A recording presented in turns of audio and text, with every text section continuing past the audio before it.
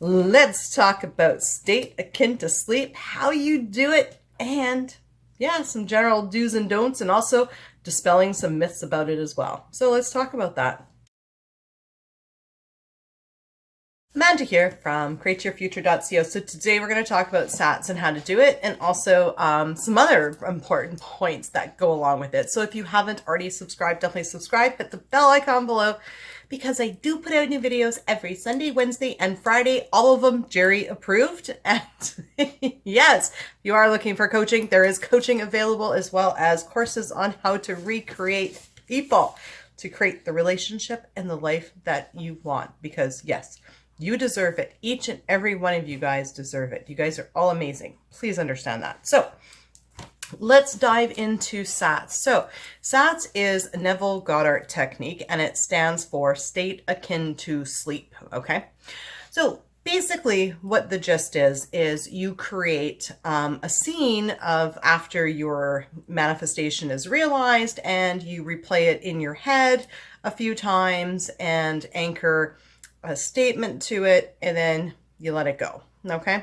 So that's what is the general sort of deal with it. So let's start talking about how you create what your scene's going to be. So you want to do your scene. So you want to choose a goal first of all. Okay. So I'm going to say my goal is marrying Jerry. Okay. And then you think of, so that's my goal. Now, what is my end scene that implies my desires already been fulfilled? Well, one scene that comes to mind right away is Jerry kissing me after I hear you may kiss the bride, and his little big teddy bear coming to kiss me. That's one scene I visualize. But another scene that actually comes to mind is, being congratulated at the reception for getting married and people telling me what a wonderful guy that Jerry is.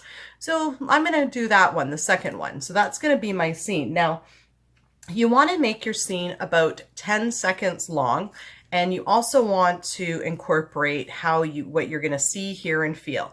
So my scene is going to be like this. I'm going to be at the reception, okay?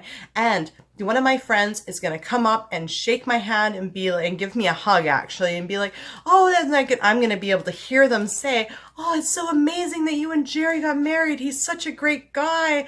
I wish I had such a great guy like Jerry." And I'm going to feel so happy in that moment. Okay.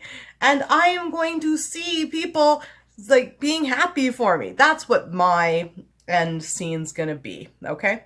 So we want to make that 10 seconds about. Okay. And so that's going to be our scene. Sometimes I write it out, so I've got it, and then I visualize it. Now, I visualize it once when I'm like awake. Now we want to get into the drowsy state, okay? Because this is where you get into the drowsy state. Then now you've got the direct, link to your subconscious mind, because your subconscious mind only sees in pictures. And that's why SATS will reprogram your subconscious mind in a drowsy state, because you're creating visualizations, and visualizations is what your subconscious mind sees in, okay? So you get into a drowsy state. So you may want to sit down or lay down. And then you basically will deep breathe, right? And say, "I'm relaxed." And I go, "Well, my toes are relaxed." And, every breath in and every breath out. And then I relax my legs, and I say my arms are relaxed. So until I get completely relaxed. Now, once you're in a relaxed state, what you want to do is you want to start looping and replaying that scene. Okay. I would say a minimum of, 3 or 4 times. You can do it as much as you want.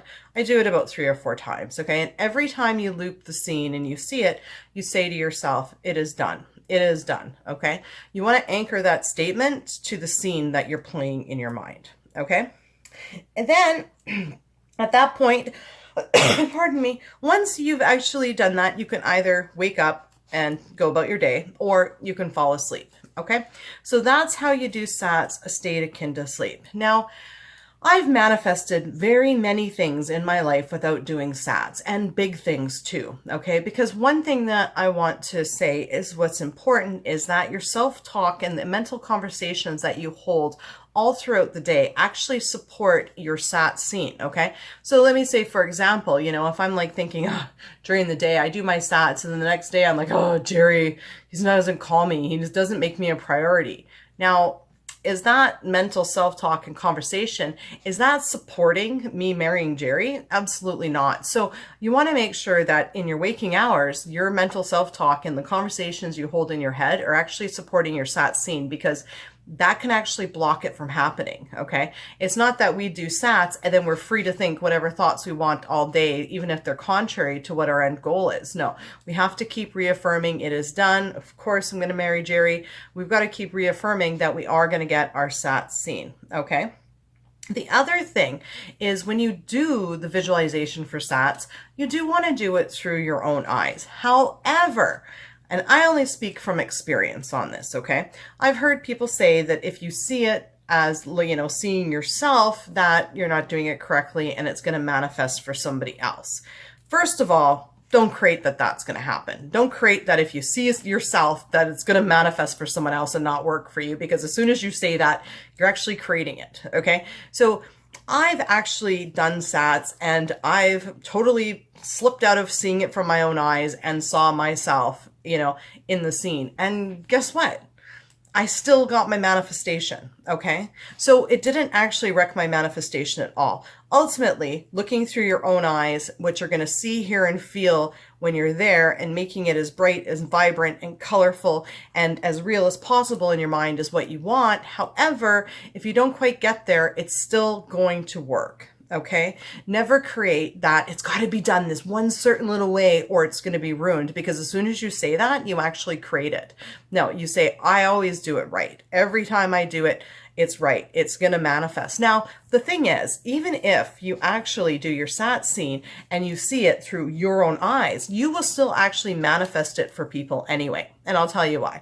Because it's how your subconscious mind works, okay?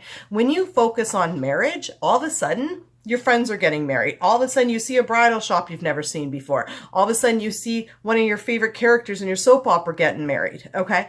It's automatically going to start showing up in your reality everywhere with other people because you're consciously focused on it, okay?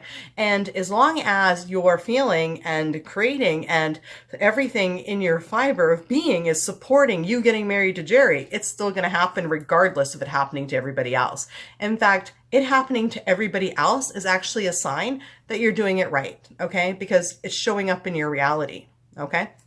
So those are some things, you know, with SAT, state akin to sleep. Now, like I said, if you have a problem visualizing, it's totally fine. I mean, you can create it in an audio in your head, you know? I mean, as long as you're focused on what you want, there's no way that you can do it wrong. And please never create that things have to be done in a very specific manner for them to actually happen. Because like I said, I've created some huge things in my life without doing SATs. I've also done SATs, accidentally saw myself and not looking through my own eyes, and I still manifested the scene.